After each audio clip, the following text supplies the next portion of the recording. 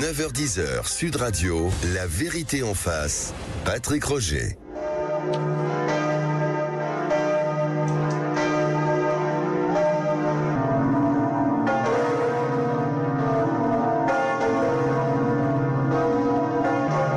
Vous êtes bien sur Sud Radio, c'est une radio laïque, je vous rassure, mais on peut quand même écouter les cloches qui résonnent un peu partout en France et notamment à Notre-Dame, en fait, ce week-end où c'était un grand moment. J'ai mis en fait ça évidemment pour accueillir Christine Boutin. Bonjour. Bonjour.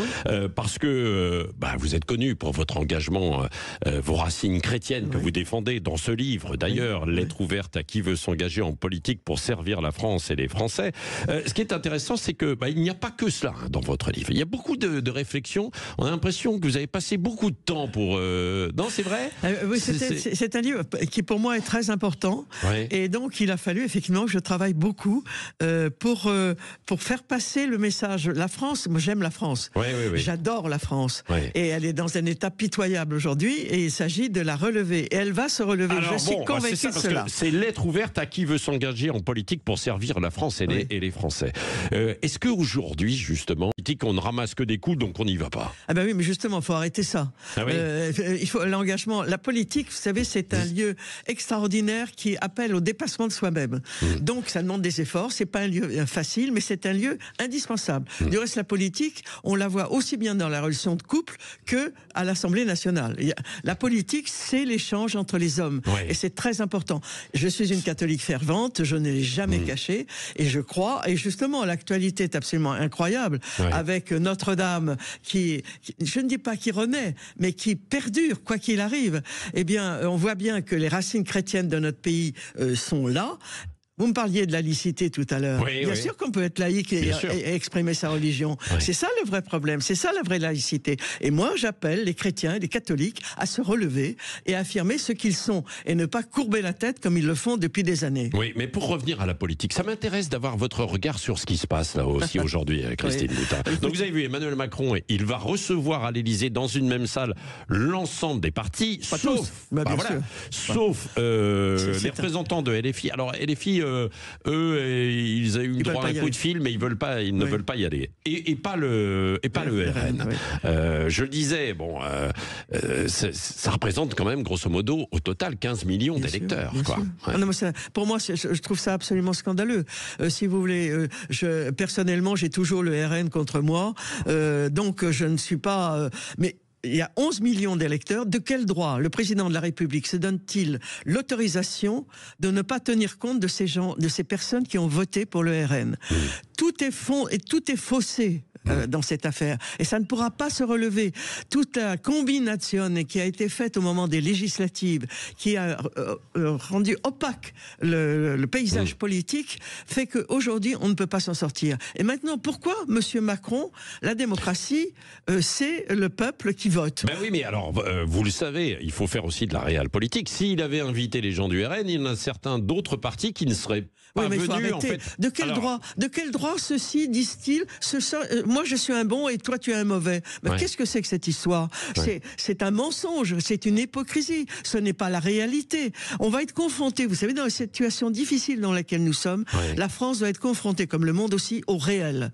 Et le réel, il y a eu 15 millions d'électeurs, et ces 15 millions d'électeurs, on ne peut pas décider de les exclure. De les exclure, absolument. C'est faussé. Comment voulez-vous que la France puisse se redresser en démocratie si les bases sont dès le départ faussées? Il y a eu cette décision de Monsieur Macron au mois de juin de dissoudre. Ensuite, il y a eu ces accords absolument invraisemblables où on voit des gens de droite qui sont élus par des désistements de LFI, qui a vraiment complètement pacifié l'ensemble. Comment voulez-vous que les Français puissent s'y retrouver? Ce n'est pas possible. Moi, mon livre, ce que je propose, c'est de retrouver les vertus pour la République. La République a perdu ses vertus. Il faut que nous retrouvions nos valeurs profondes, ce qui nous ont fait. Et ça demande du courage, ça demande de l'engagement, ça demande de la certitude et d'assumer ce que nous sommes. Ça demande une cohérence. Aujourd'hui, il n'y a plus aucune cohérence. Comment voulez-vous suivre Monsieur Macron qui change d'avis comme de chemise, peut-être même plus souvent que ses chemises. Oui, mais en même temps, il a face à lui, si je puis dire, il a face à lui des gens qui ne s'entendent pas du tout. Oui, mais alors, comment voulez-vous faire entre des gens de LFI et du RN et puis même des écologistes? On a entendu Sandrine Rousseau qui était avec nous ce matin qui dit pas question d'être dans un gouvernement où il y a des LR, c'est-à-dire des gens qui veulent que la retraite soit uniquement décalée à 66 ans, etc. La France unifiée n'existe plus. Monsieur Macron en a été un artiste. Nous sommes divisés, nous sommes devenus individualistes. Nous supportons plus l'autre. Soi-même détenons la vérité, l'autre absolument pas. Eh bien, c'est pas du tout l'expérience que j'ai eue de ma vie politique qui a été pendant plus de 40 années de maire, député à ministre. Je dois dire aujourd'hui... vous étiez militante aussi un petit peu, vous aviez vos idées. Bien sûr, donc vous ne vous entendiez pas forcément avec tout le monde. Oui, écoutez, moi j'ai toujours été réélu. Bien sûr, mais je l'assume totalement. Et j'ai été respecté. Et si aujourd'hui je suis capable d'écrire ce livre, eh bien c'est parce que j'ai été cohérente et j'ai tenu bon sur l'essentiel. Et il faut avoir une certaine forme de cohérence. Les gens qui disent l'autre est un mauvais, mais moi je suis bon, je crois qu'ils se trompent complètement. Ça c'est du rêve. Vous savez, on a tous dans le cœur, qui que nous soyons, de détenir la vérité. Or, la vérité sur cette terre, elle n'existe pas de façon absolue. L'être humain est composé de bien et de mal. Il faut accepter d'écouter l'autre, de tenir compte de ce qu'il est capable de dire. On n'écoute plus l'autre aujourd'hui, Christine Boutin. On n'écoute absolument plus l'autre. Non. Et donc, il faut... On débat sans écouter, quoi.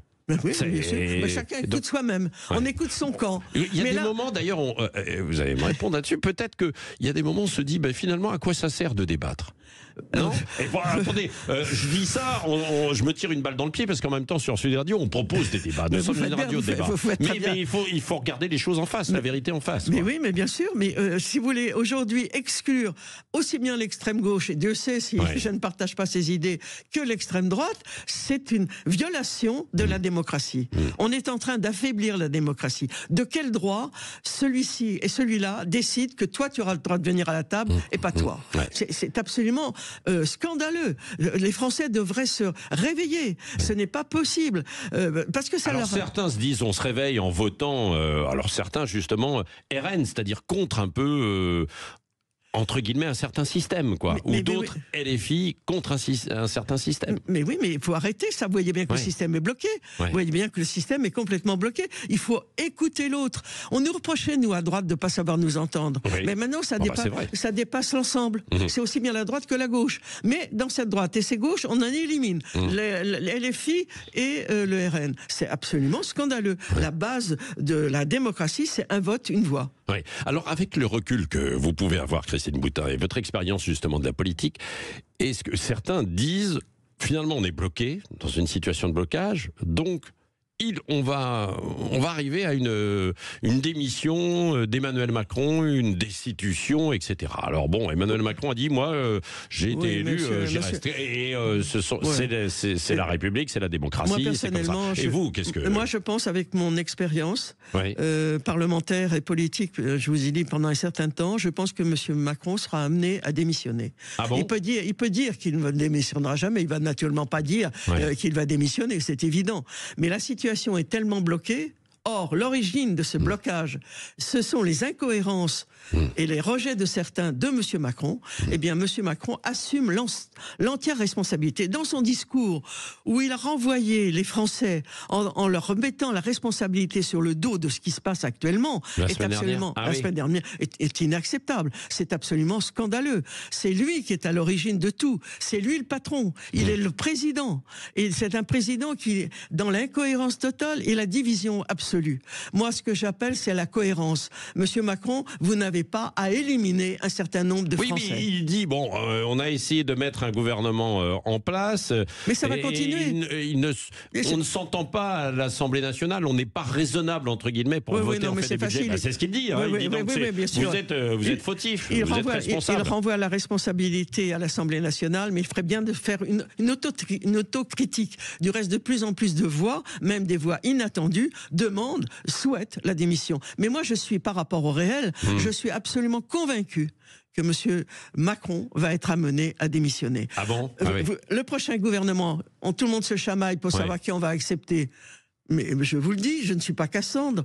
J'ai eu l'habitude d'avancer souvent avant les choses qui sont arrivées. Et l'histoire le prouve. Eh bien, moi, je vous dis que M. Macron sera amené à démissionner. Que ce gouvernement qui est en constitution aujourd'hui ne durera pas longtemps. Ce n'est pas possible. Les bases de la construction politique au niveau du Parlement sont trop faussées et sont trop mensongères. Que se passera-t-il après ?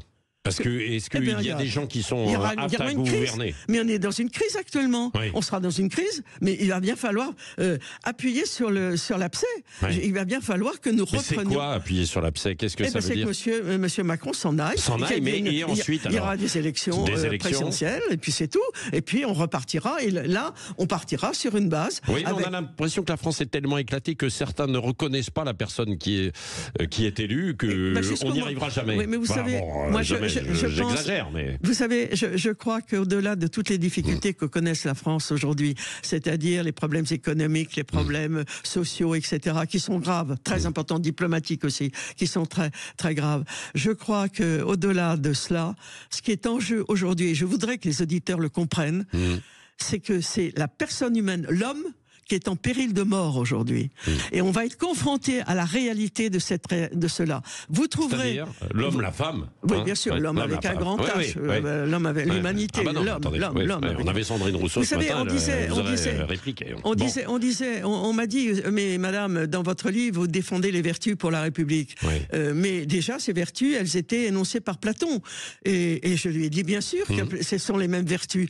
Mais le problème, c'est qu'au moment de Platon, il n'y avait pas la technique pour mettre en œuvre la destruction de l'homme. Aujourd'hui, c'est en cours. Et c'est ça ce qui est en jeu aujourd'hui. C'est beaucoup plus important que ces petites querelles des uns et des autres. Je veux toi, mais pas de toi. Toi, t'es pas bon. Toi, t'es mauvais. Ce qu'il faut regarder, c'est ce qui nous conduit. Qu'est-ce qui nous conduit? Ce sont nos racines, et nos racines chrétiennes qui sont fortes. Et comment dirais-je, l'inauguration de Notre-Dame dimanche, ou samedi, surtout dimanche, parce que samedi c'était un peu folklore politique, là, franchement, bon. Donald Trump. Nous prouve que Notre-Dame est au-dessus de tout.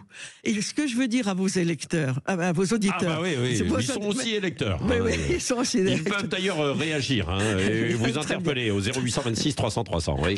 Eh bien, ce que je peux vous dire, c'est que la politique, ça vous élève, ça vous oblige à sortir de vos gonds, c'est-à-dire vos limites. Ça vous oblige à vous dépasser. C'est quelque chose d'extraordinaire, la politique. Il ne faut pas en avoir peur. Moi, j'ai pris beaucoup de coups, mais j'aime la politique. Et vous vous rendez compte de la responsabilité que l'on a d'être parlementaire ou ministre? C'est extraordinaire. Allez, nous poursuivons avec vous, Christine Boutin, en pleine forme sur Sud Radio. La vérité en face jusqu'à 10h. Lettre ouverte à qui veut s'engager en politique pour servir la France et les Français. Tiens, on va parler aussi de ce qui se passe actuellement, du pape, qui n'est pas venu donc à Paris. Vous allez me dire si vous étiez un peu déçu ou pas, mais qui va aller en Corse le week-end prochain. Et puis aussi des chrétiens d'Orient, avec ce qui se passe en Syrie. 9h46 sur Sud Radio. Vous pouvez interpeller Christine Boutin, 0826 300 300. Je vois qu'il y a des appels. 9h10 Sud Radio, la vérité en face. Patrick Roger.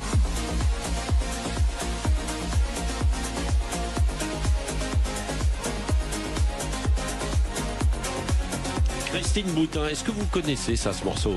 Non? Je crois pas. Ah bah c'était pas les cloches de Notre-Dame, mais c'est un DJ qui avait été invité pour l'ouverture de Notre-Dame pour terminer en fait cette cérémonie. On avait invité un DJ français, Michael Canitro. Oui. Voilà. Ah bah, oui. Bon. Non, mais ce nom m'a dit quelque chose, mais non, mais bien sûr, c'était une colle. Bon, c'était pas. Et puis c'était pas pour chercher ça, mais c'était pour montrer que finalement, y compris dans les églises, on pouvait avoir de la modernité quand même, quoi. Non, mais écoutez, ne me dites pas ça à moi. L'Église est très moderne et j'en ai ras-le-bol qu'on enferme toute la croyance chrétienne, la foi chrétienne dans le ringardisme. Elle ne l'a pas toujours été, donc c'est vrai. Mais comme tout le monde, l'humanité a évolué, mais l'Église évolue et en restant fidèle à ses principes et à ses vertus.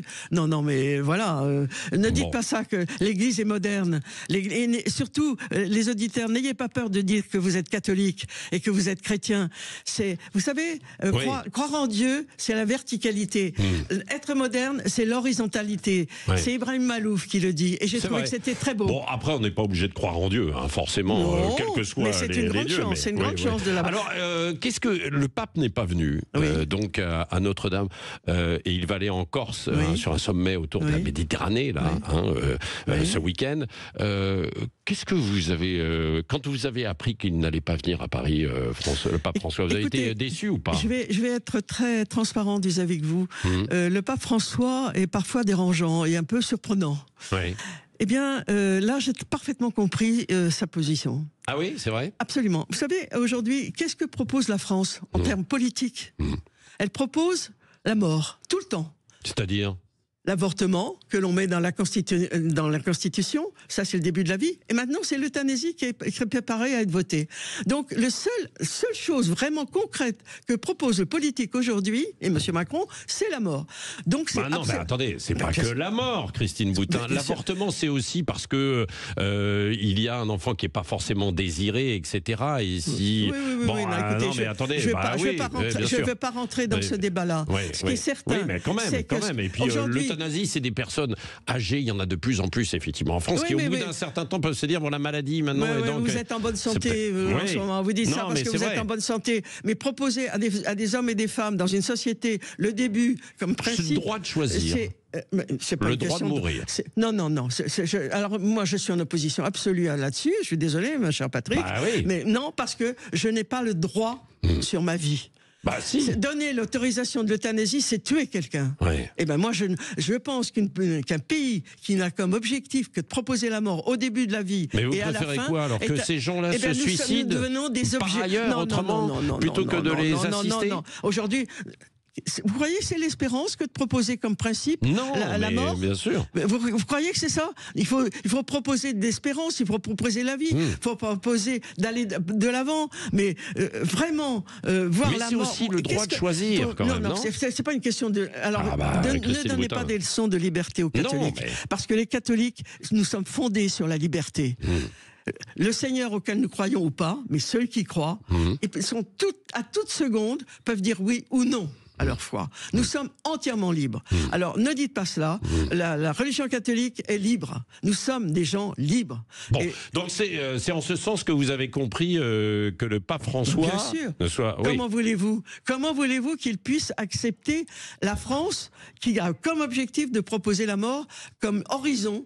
C'est le seul... Je voudrais que vous me disiez un horizon qui nous est proposé aujourd'hui en France, en dehors de la mort. Donnez-moi un exemple.